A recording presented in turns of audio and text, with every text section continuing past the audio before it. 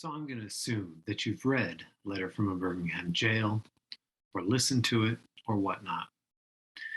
It's Martin Luther King Jr. Day, where we celebrate that great leader.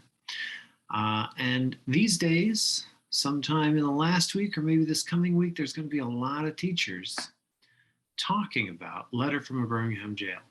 It is an excellent letter. They're going to cover all sorts of different things. They're going to ask for commentaries or essays or something like that.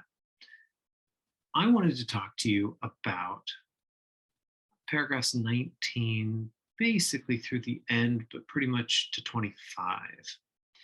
One of the most important things we can do is letter or number the paragraphs so that when you're discussing it with other students, you can make direct reference to the individual paragraphs. If you wanted to use this copy that is linked down below, you can do so. Now, let's skip down to paragraph 19.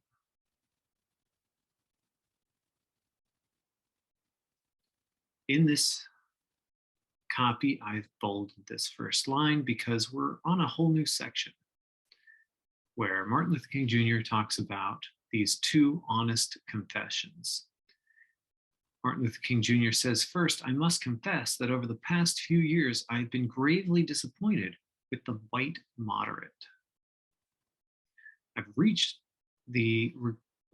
almost reached the regrettable conclusion that the Negro's great stumbling block in his stride toward freedom is not the white citizens' counselor or the Ku Klux Klanner, but the white moderate, who is more devoted to order than to justice, who prefers a negative peace, which is the absence of tension, to a positive peace, which is the presence of justice." What a powerful statement. The white moderate constantly says, "I agree with you in the goal you seek, but I cannot agree with your methods of direct action." The white moderate paternalistically believes he can set the timetable for another man's freedom. The white moderate lives by a mythical concept of time and constantly advises the Negro to wait for a more convenient season. He summarizes this section by saying, "Shallow understanding from people of goodwill is more frustrating than absolute misunderstanding from people of ill will. Lukewarm acceptance is much more bewildering than outright rejection." So what are we talking about here? Shallow understanding from people of goodwill, the white moderate, is more frustrating than absolute misunderstanding from people of ill will. And here he's talking about the white citizens' counselor or the Ku Klux Klanner. Now, does not give any specific details about who the Ku Klux Klanner is, and I don't know that you need too much context here. Let's just say hate crimes and move along. The white citizens counselor, we're talking about the city council, the white member of the city council who is using their power to make legal a segregated state or to codify, to put into the legal code new differences, new opportunity for difference, really. And this is the opposite of what Martin Luther King Jr. is looking to do. These are two different groups of white people that Martin Luther King Jr. is talking about. Now, he does mention a third group, and that's in paragraph 25. Paragraph 25, he talks about, "I hope the white moderate would see this need. Perhaps I was too optimistic." And then he says that, "I am thankful for, however, that some of our white brothers in the South have grasped the meaning of this social revolution and committed themselves to it." And then he lists very specific people, and you might look these people up on Wikipedia, in history textbooks. Ask your history teachers, who were these people? perhaps learn something from it. They are writers, they are marchers, they have gone to jail alongside these people who are striving for an end to segregation.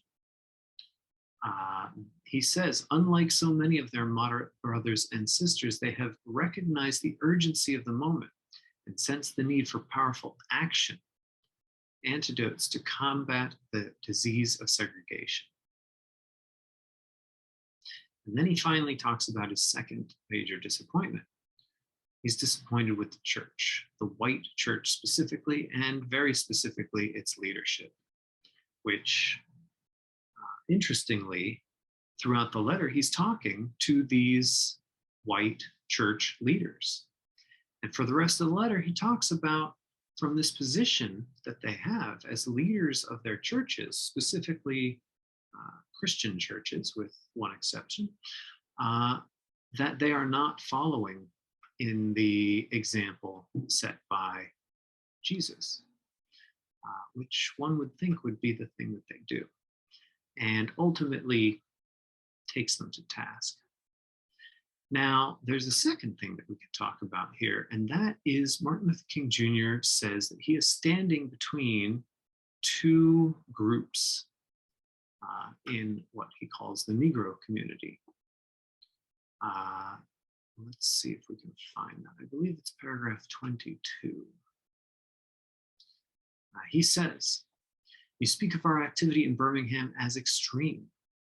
At first, I was rather disappointed that fellow clergymen would see my nonviolent efforts as those of an extremist. I began thinking about the fact that I stand in the middle of two opposing forces in the Negro community. One is a force of complacency, made up in part of Negroes who, as a result of long years of oppression, are so drained of self-respect and a sense of somebodyness that they have adjusted to segregation. And in part of a few middle-class Negroes who, because of a degree of academic and economic security, and because in some ways they profit by segregation, have become insensitive to the problems of the masses." So this is one group that have two sorts of bits. Now, of course, it's more complicated than that. Martin Luther King Jr. is generalizing. But this is generally a group who is not doing something for one reason or another. He then talks about the second group. He says the other force is one of bitterness and hatred, and it comes perilously close to advocating violence. It is expressed in the various Black nationalist groups that are springing up across the nation, the largest and best known being Elijah Muhammad's Muslim movement. Now, if you don't know who Elijah Muhammad is, he's referring to Malcolm X. He says that these groups, nourished by the Negro's frustration over the continued existence of racial discrimination, this movement is made up of people who have lost faith in America, who have absolutely repudiated Christianity, and who have concluded that the white man is an incorrigible devil. He says, "I have tried to stand between these two forces, saying that we need emulate neither the do-nothingism of the complacent nor the hatred and despair of the Black nationalist." And for me, this is very important because there are a lot of problems. Racism still exists today, and there are other problems. We have violence against trans people, queer people, and of course we have a climate crisis that has already begun and through further delay can only get worse. And in all of these cases, there is the option of doing nothing. There's the option of hatred and despair. But then there's this middle path, which he says is the more excellent way of love and nonviolent protest. I'd like to point something out. If we take these groups and we kind of line them up. When we're looking at the forces, I think what we're actually looking at is similarities between, as Martin Luther King Jr. says, the Negro community and the white community. For the white community, he talks about the Ku Klux Klaner and the white council member. And these are people who are doing extreme violent acts. And in the Black community, he's talking about the hatred and despair of the Black nationalists. There's the do-nothingism. There's the white moderate, and there's these two named groups, again, as Martin Luther King Jr. says, in the Negro community. Now, Martin Luther King Jr. says that he stands between these two groups. And from his perspective, I would say that's true. He represents a middle path for change. But in comparing it to today, I see it more as two paths for the future.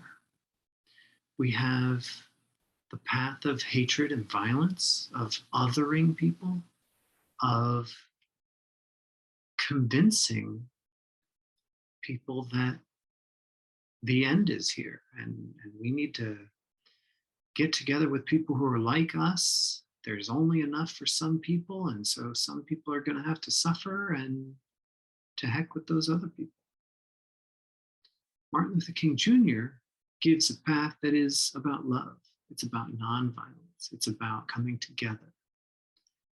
And so in this way, when Martin Luther King Jr. talks about these white brothers who are committed to social revolution standing with Martin Luther King Jr. and the nonviolent resistors, they were facing the KKK and the White Citizens Council members. They were facing the bitterness and hatred and the advocating of violence from the Black nationalists. In a way, the white moderate believed in the cause, perhaps, but was in the do-nothingism camp. And the two groups of people who were either benefiting from or too exhausted to do anything. Ultimately, these two poles are trying to pull this middle group in their direction to get that democratic group consensus thing going. If enough people believe in something, believe that something is the truth, then that tips the scale and it becomes the truth. So there are a lot of people out there who think that they are not do-nothingism people, that they are trying to make a change. I think, of course, that Martin Luther King Jr. is looking toward those similarities and advocating for the unity, the humanity of each individual person. And so, for whatever reason, there are a lot of people out there who are doing nothing. When I say doing nothing, I include social media from the couch is still doing mostly nothing. So I'd like to suggest that no matter the color of your skin, that doing something, whether it's building community, whether it's activism, whether it's protest, is certainly better than doing nothing. And when it comes to decisions about how you want to engage in that protest, I'd like to suggest that Martin Luther King Jr.'s path of love and nonviolent protest is maybe going to be slower, maybe not feel so cathartic, but it's going to make a much larger difference in the world. And so I'd like to encourage all of you to take just a moment think about what you can do to join a do somethingism as opposed to a do nothingism. And I agree with Martin Luther King Jr. Really, the question is the something that you're advocating for, is it based in violence? Is it based on difference, segregation, everybody having different answers? And by that I mean some things for some people, but not for all the people. Or are you doing something for love? Are you doing something for nonviolence? Are you doing something for equity? So I'd like to suggest that on this day, you consider your principles. You consider what you're advocating for. If you don't like what you see, it's not too late to change your mind.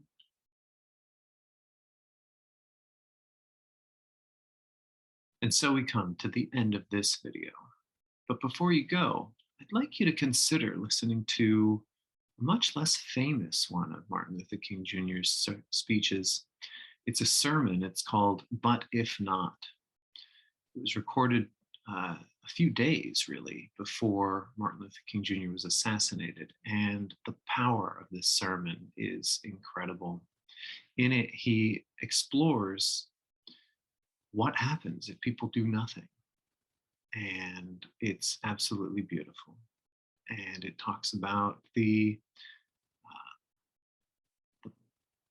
resolve with which a person can approach doing something. I hope you'll check it out, and I hope you'll encourage others to listen to it. Thanks for joining me.